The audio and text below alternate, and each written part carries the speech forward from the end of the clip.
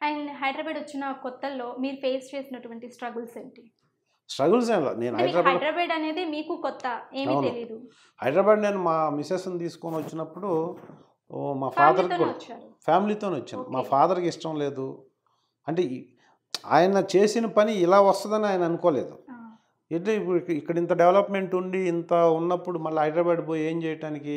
ఎలా అసలు అక్కడ ఎవరు తెలీదు.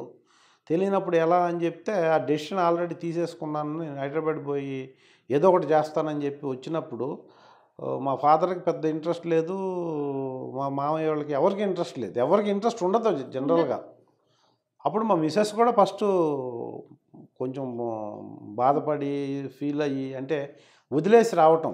ఏదో నేను టెంపరరీగా ఒక 3 నెలలు వేరే వాళ్ళని చూసుకోమని చెప్పి, నా పాటికి నేను రావటం కాదు. అసలు మొత్తం వైండ్ అప్ చేసి నేను లెక్చరర్‌గా రిజైన్ చేసి, స్కూలు మా నా దగ్గర పనిచేసే స్టాఫ్ అందరూ కలిపి నలుగురు కలిపి కొనుక్కుంటే వాళ్ళకి ఇచ్చేసి, ఓకే. అసలు మొత్తం ఇంకా పోగానే మనకు అవకాశాలు వస్తాయనే కాన్సెప్ట్‌తో వచ్చాం. మీరు అది బిలీవ్ చేశారు 100%. నేను బిలీవ్ చేశాను. నన్ను ఎవరు బిలీవ్ చేయలా.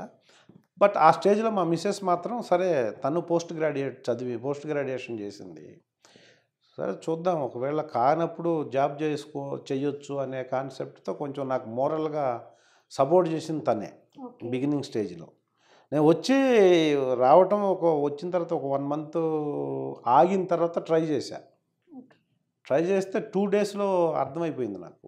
ఈ విధంగా ట్రై చేస్తే మనం 10 సంవత్సరాలు ట్రై చేసినా ఇక్కడ ఆర్టిస్ట్ అవ్వటం అనేది కష్టమైన పని. మనం ఫూలిష్‌నెస్‌గా వచ్చాం. అంటే ఇన్నోసెంట్‌గా, ఫూలిష్‌గా ఒక ఒక అది నాన్‌సెన్స్ డెసిషన్ అనమాట యాక్చువల్‌గా అయితే. వచ్చిన తర్వాత తెలిసిందది.